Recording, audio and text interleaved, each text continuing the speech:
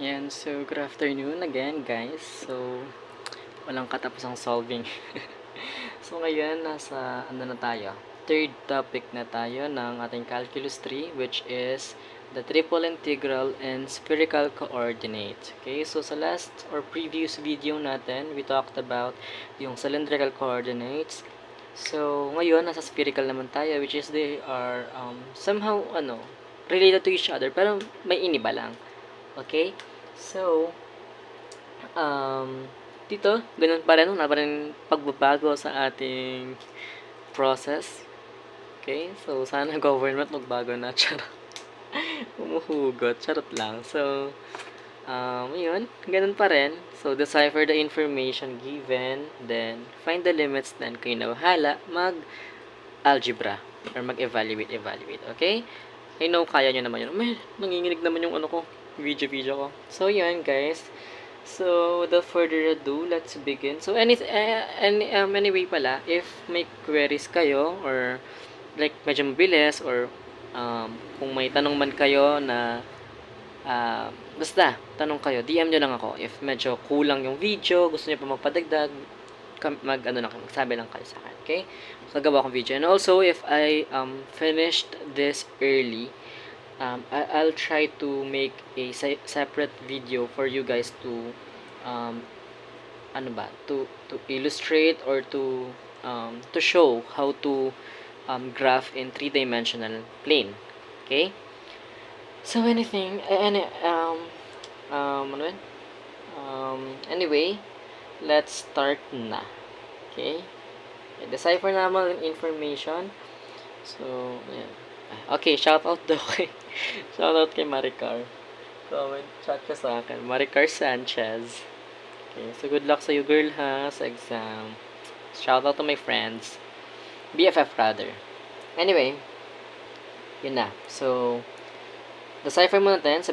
Basahin ko muna yung problem. Sabi niya, evaluate the triple integral of the function 2 plus 16x over the region E dv, where E is the region between the spheres x squared plus y squared plus z squared equals 1 and x squared plus y squared plus z squared equals 4, with y greater than or equal to 0 and z is less than or equal to 0. Okay, so dito guys, tandaan nyo, medyo magkaiba na talaga sila dito, tong spherical kay cylindrical like before. Kung dati meron tayong mga x, y, and z, nung sa triple integral pa lang, napalitan siya kay cylindrical. Yung x naging r, yung y naging theta, yung z na-retain, z pa rin. Pero kay spherical, iba na rin siya. Okay? Mag-introduce tayo ng mga bagong variables. Yung dating x na naging r, ngayon ay rho. Yung dating y na naging theta, theta pa rin. Yung dating z na z, walang pinagbago ngayon, iba na siya, which is phi. Okay? So, yan yung mga kailangan yung tandaan. Also, yung x, dati, for example, meron tayong x ngayon, dati, di ba, ano lang siya, r cosine theta, tas yung y is r sine theta. Ganyan lang siya dati, di ba? Tas yung z, equal kay z pa rin. Ngayon, guys, iba na siya. Okay? Kapag meron kang x, kay spherical, ano na siya? Rho sine phi cosine theta. Kay y naman, rho sin theta, ay sin phi sin theta. Kay baliktad naman, okay lang din yon. Tapos ngayon kay z naman is rho cosine phi. Ganyan na siya. Okay? Ito na yung mga gagamitin nyo kapag meron kayong mga hindi na masisimplify na x and y and z na kasi bawal ka magkaroon ng variable na ganun eh. So, kailangan mo siyang palitan. Okay? Basic algebra lang man kailangan doon. So, good luck ka lang din doon. So, anyway, if hindi ko sure, pero parang yan naman natin yung mga need kong masabi na magagamit lang din naman natin. So, if anyway, kung meron man din akong malalagdag, isasabihin ko naman yun. Para at least, diba, hindi kayo clueless. Tataka kayo, like, paano nangyari to? Paano nangyari, diba? So, at least alam nyo paano nangyari lahat. Okay? So, I'll try to, explain everything ng, mas madali and whatsoever. So, yun. Okay, so sabi niya, ngayon meron na siyang function, hindi na tayo iniwan. Nagbago na siya. Sana si government din. Good visit. Yan. Meron tayong function na susundan later kapag nakuha natin yung mga upper and lower limits natin. So, ang mga limits natin is rho, theta, and ating phi. Okay, natin saglit. Ang pinakamadali natin dito agad na makukuha is si rho. Paano? Papakita ko. Anyway, also pala, please note na meron tayong rule, may rules sa spherical. Sinasabi niya, kung dati yung x squared plus y squared equals lang daw yan kay r squared, ngayon naman kay spherical, meron din siya, which is kapag yung x squared plus y squared plus z squared equal daw yan kay rho squared. Okay? Tatandaan nyo to, ha? So, ano mapapansin nyo? Sa graph, sa equation natin, meron din ganyan. Same na same. Therefore, yung x squared plus y squared plus z squared, pwede ko daw palitan ng rho squared lang. So, magiging rho squared equals 1. Then, yung isa naman, ganun din. Rho squared equals 4. Isolate natin yung rho. Square root natin parehas. Square root both sides. So, magiging rho equals, square root of 1 is 1, and rho, square root of 4 is 2. Okay, therefore, nakuha na natin. Common sense na lang din yun. Alam natin kung sinong si lower at si upper. So, 2 ang upper limit, 1 ang lower limit. Next natin is si theta. Okay? So, paano naman nalaman sa theta? Di ba nga sa theta, yun yung top view para pag tinignan mo siyang top view. So, may restrictions tayo? Wala. Meron. Ito, binigay niya. Bigay siya ng restriction.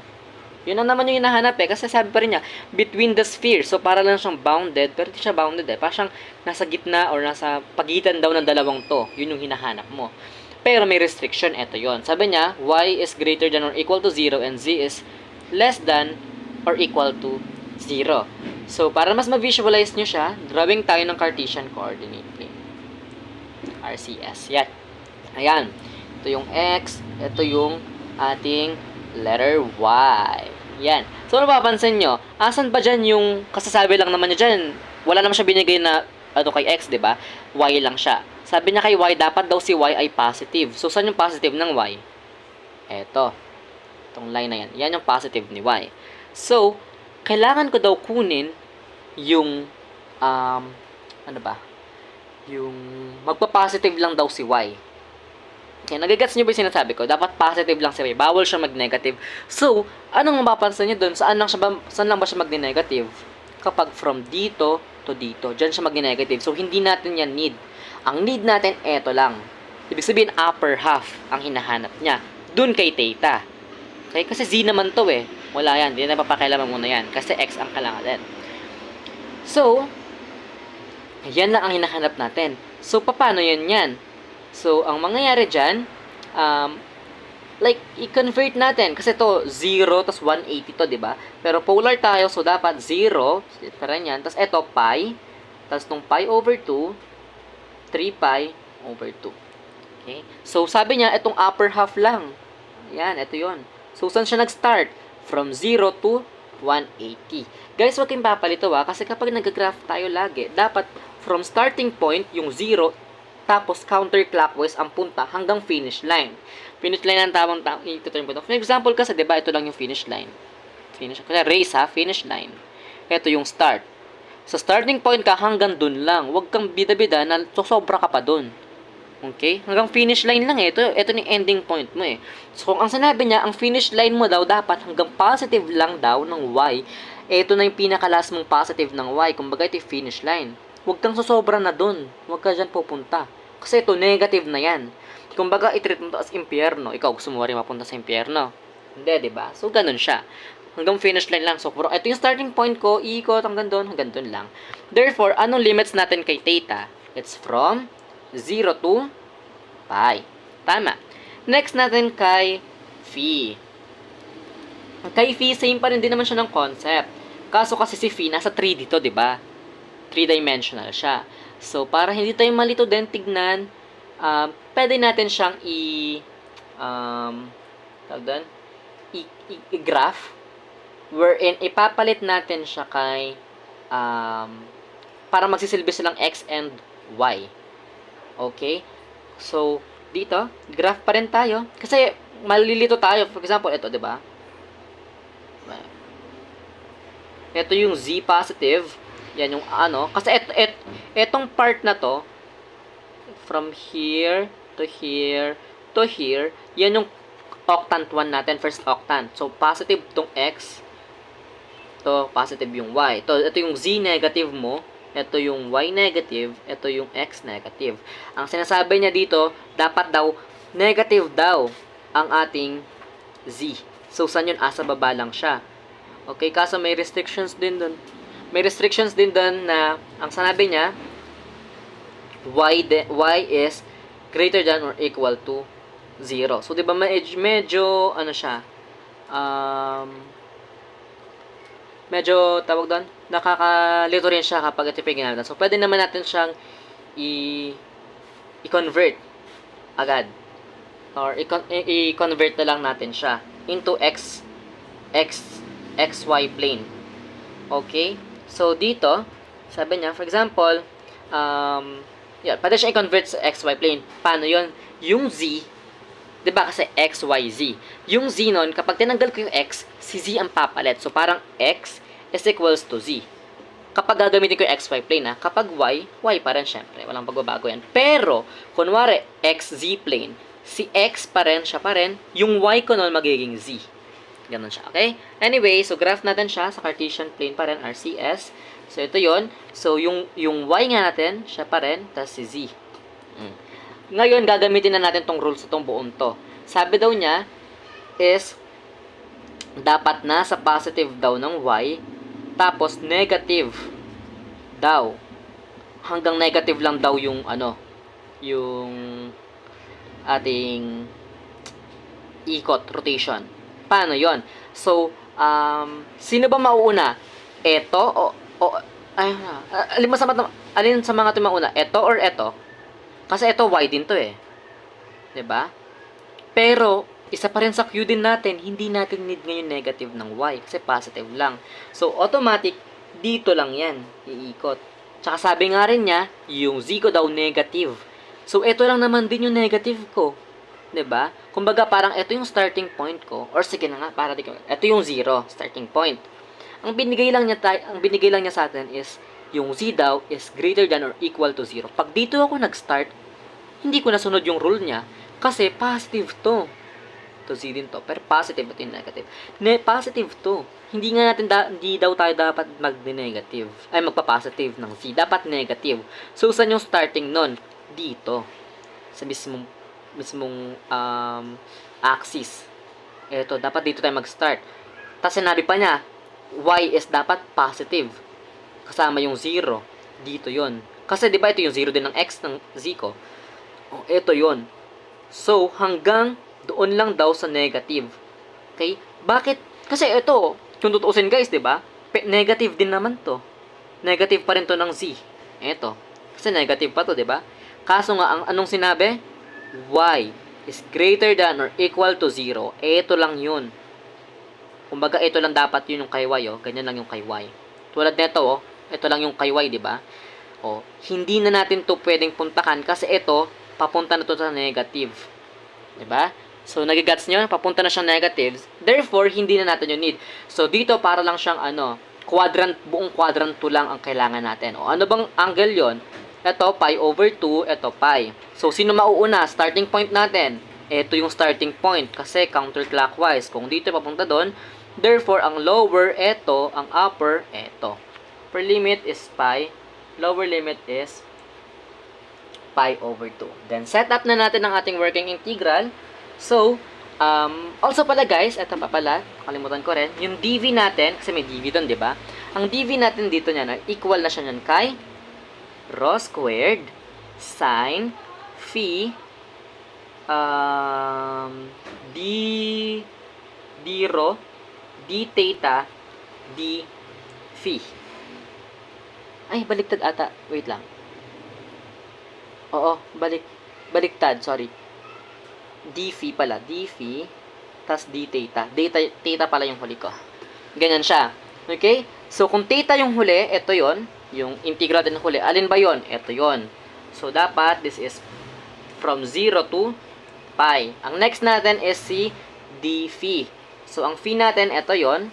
So, it's from pi over 2 to pi. Next is, ang atin ang sunod nun is yung rho na. Ito yun eh. Yung sa frost. So, from 2 to 1. Next, palitan natin yung function pa rin. So, 2 plus 16x. Tapos yung dv, palitan na natin nito. Rho squared sin phi d rho d phi d theta. Anong mapapansin nyo sa problema to? Integrito pa buo.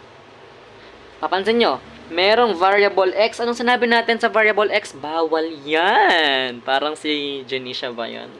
Pampalaki ng pills sa dedet daw. Bawal yan.